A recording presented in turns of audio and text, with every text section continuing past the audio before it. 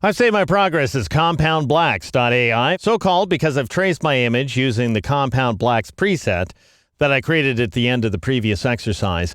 In this exercise, we're going to go ahead and expand this live trace object and modify the results so that we regain the colors that were associated with all the letters. We've lost the yellow background, but everybody else is intact here.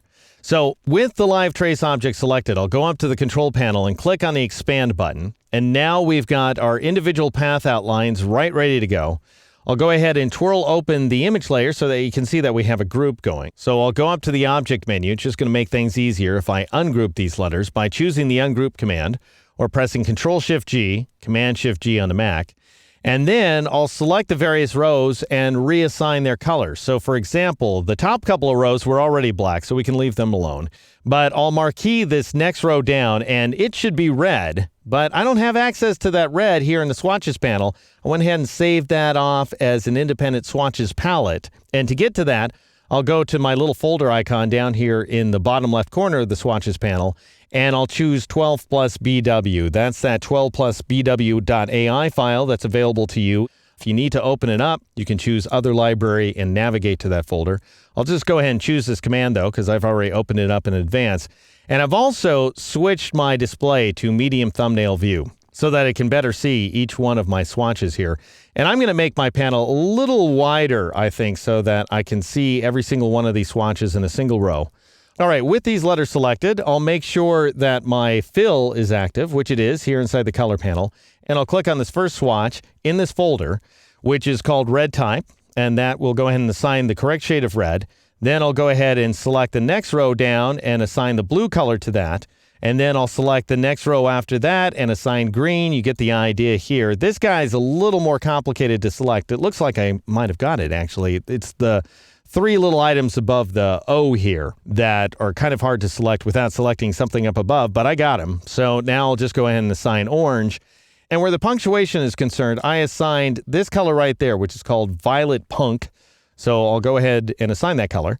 And then I'll grab these symbols, including the ampersand, this alternate ampersand there, and I'll assign purple symbols. And then all these browns are assigned to the numbers. So both 1 and 6 are colored with brown 1, or at least they should be. And then 2 and 7 should be colored with brown 2, and so forth. So we've got 3 and 8, which need to be colored with brown 3 right there. And then 4 and 9, which need to be colored with brown 4. And then I'll grab 5 and a 0, and I'll go ahead and assign brown 5. Now, it wasn't necessary that I assign each and every one of those colors, but that's how the artwork looked when I created it inside of Photoshop. So it's right ready to go. Now, the question at this point becomes, do you want to do any more editing? Do you want to go into the path outlines and modify them? For example, let's check out this S right here. Notice, by the way, that the D has come out fairly smooth. We don't have that little nick at the top of it. We don't have that nick at the bottom of the E. So somehow along the way, we lost those little items, which is great. I'm going to click on the outline of the S, and notice how it kind of bobs up right there. Well, you could go in there with the white arrow tool and modify that anchor point independently of the others, or you could delete it if you wanted to. If you just wanted to get rid of that weird anchor point, you could click on it with the pen tool. I'm going to show you another tool that's available to you. Here in the pencil tool slot, there's this great tool in the flyout menu called the Smooth tool. And what it allows you to do is just drag over an area in order to smooth out any lumps inside of the path outline. And you may have to drag repeatedly along your path outline in order to smooth away the lumps that you don't want. But it's a lot easier than having to figure out what to do with your white arrow tool and your pen tool, because it doesn't require any thought. You just sit there and drag a bunch of times until you get the results you're looking for.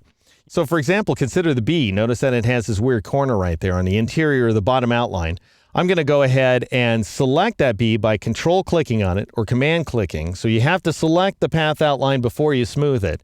Then you just kind of drag in the general sort of direction of your smoothing. You don't have to drag exactly along the path outline. What you really do is you drag more or less along the area that you would like the smoothing to occur. Anyway, that just gives you a sense for the various things you can do to your path outlines after you get done tracing them. What I would now recommend you do is go to the File menu and choose the Save As command so that you can save your artwork under a different name. That way you still have your live trace object, saved inside of one illustration, and then you have your static path outlines that you can edit to your heart's content saved inside of another document. In the next exercise, we're going to begin work on the pirate flag project.